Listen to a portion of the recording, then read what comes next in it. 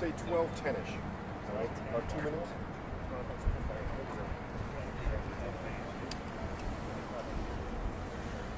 Mike says 12:10. Yeah. Okay, bye. I'll take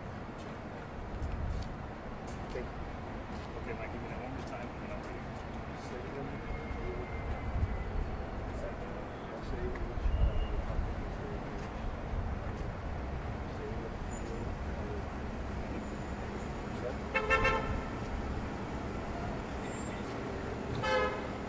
All right, starting at 12. 1 minute, guys. 1 minute.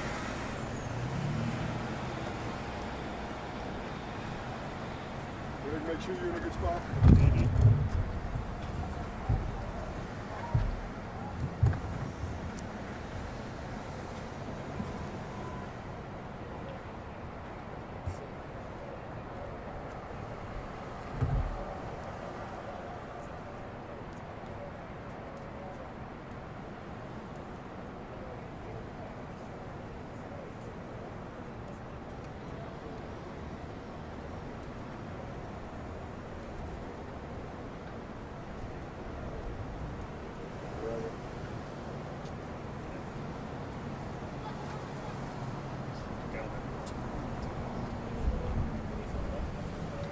Yeah, I got that sense.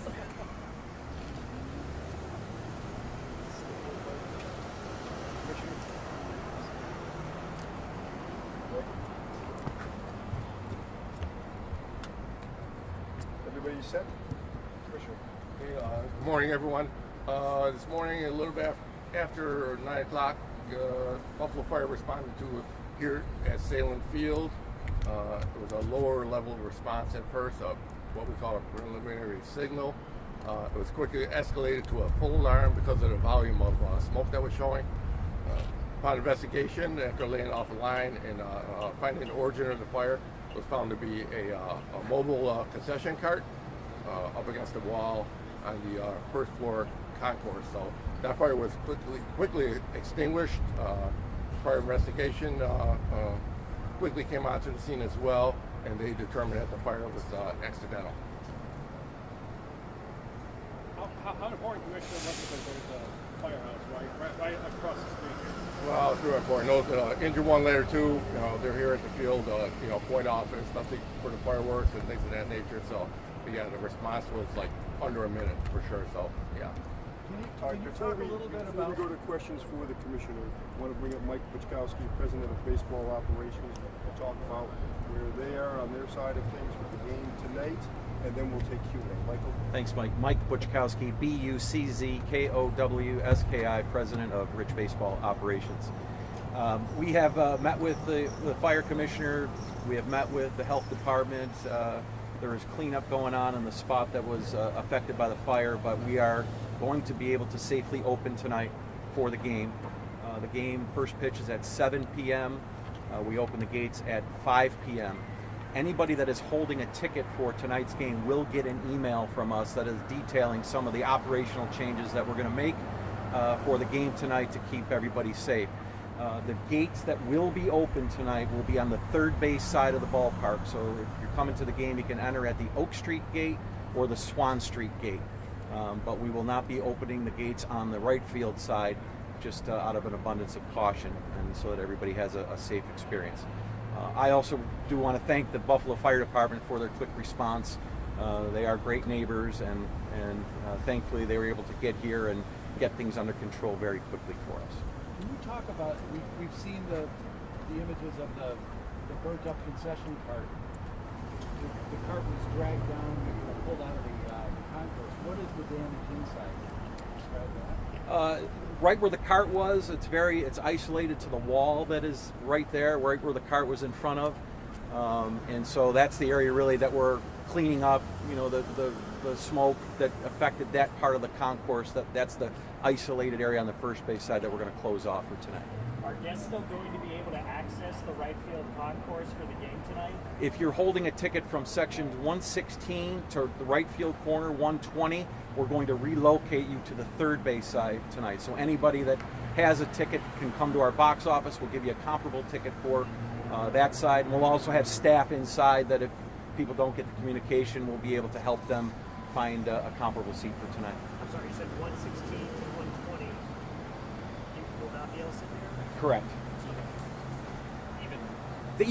The even number side, the right field side, first base. Yeah. And will all the concessions on the right field side then be closed? Yes, all of the concessions we closed. We're going to have that area cordoned off from about section 106 on down the right field line.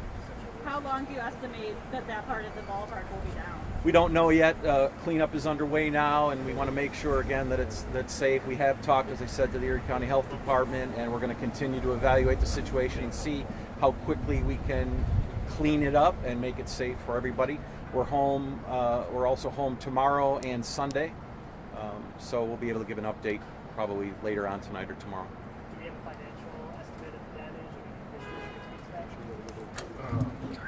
Yes, the original estimate was between $500,000 and $600,000, but and it sounds like a high estimate. But we're looking at the cleanup costs. We're looking at possible electrical damage, but that amount may come down So this stand was in the main concourse. on the main concourse, correct? Did anything else catch on fire? Awning, any type of material? We're thinking the fire may have been impinged on some of the electrical, and that's the reason for the higher estimate mostly.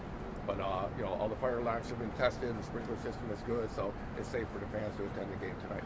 So are there some electrical units within the building that are not working, and that's what part of your investigation? Yeah, I think the circuit breaker tripped in that isolated area where the shopping or where the mobile cart was located. But aside from that, the rest of the building is structurally sound. Are mobile carts supposed to have power to them whenever the ballpark isn't in use? That would be a question more for our fire prevention unit. But it looks like right now it possibly could have been traced back to the compressor of that unit. Compressor similar to what you would have like on a refrigerator, something along that nature. It may have always been needed. That's something that we're looking at right now, but the investigation isn't complete yet. How difficult does a venue of this size make it to fight fires? Well, anything like this is really, complex structure, as you know. But one thing is, it is kind of wide open, and the first responding companies are very familiar with the structure. They spend a lot of time here. They do drills here on a regular basis. So, in this case, not so challenging, not as challenging. Would you characterize this as one of those fires that could have been worse? That I know you had a quick response, and we did even see them using a saw on the chains there to try to gain access. Could something else have caught on fire? Could this have been much worse? It could always have been much worse, but a lot of this structure is a lot of concrete and metal, things of that nature. Not a whole lot of combustibles. So as far as that goes, not as bad as it could have been. All right, one more. Can you confirm it was an ice cream stand? Pardon me? Can you confirm it was an ice cream stand? I'm not quite sure what type of concession stand it was. All I know is it was a mobile concession stand. Was anything inside? I'm sure there was something inside. We're not sure what though. Were there staff here when it happened? Or was it like a smoking room? Yeah, staff had just started to come in, so there were a few staff. Everybody's safe. Everybody got out in time, and again, the quick response prevented it from being worse than it could have been. Also, just for clarity, I'm not sure who called it in, but our staff did notice it. I'm sure there were probably multiple calls.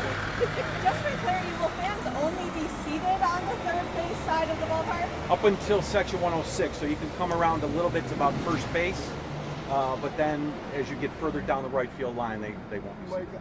just clarification on that. How about the suite level on the right field side? Suite level is good. The restaurant is good to be open. And the right field party deck will be good to be open as well. So it's just the seating area that is just adjacent to where the fire was. Do you need the fans on the third base side to be louder to help fill in that sound? Yeah, absolutely. All right, thanks everybody. Chief, could we ask you just a quick question? Here it is September, and we're about 5 months out from the winter. Where do things stand with fleet purchases, firefighting vehicles, those tracked small ambulances? Where does all that stand? Oh, sure. Yeah, I'll give you a quick update on that. Well, we just took the delivery of an aerial platform back in February. It's a $1.8 million aerial ladder.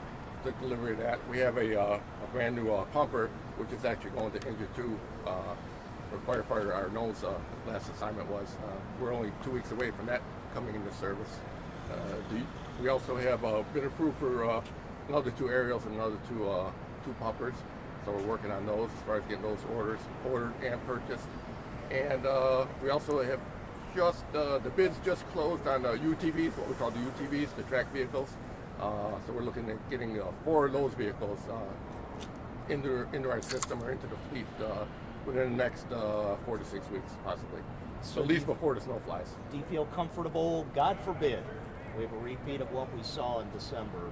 Do you feel comfortable now that you do have a pretty good fleet to be able to respond to anything? Oh yeah, I mean the fleet itself was in good shape. I mean, to me it was more of a false narrative. The apparatus that we have at the time of the blizzard, I mean, all these vehicles that we're talking about, aside from the UTVs, were purchased the purchasing process began before the November blizzard.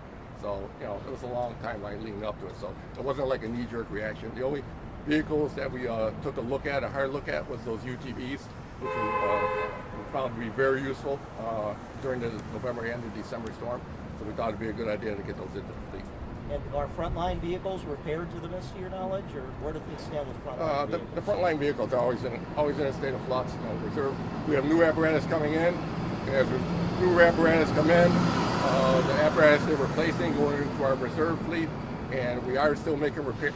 Believe it or not, we are still making repairs all these months later to some of our vehicles that were stranded during the blizzard. So, but that's an ongoing process. Okay, thank you. You're welcome. Thanks, everybody.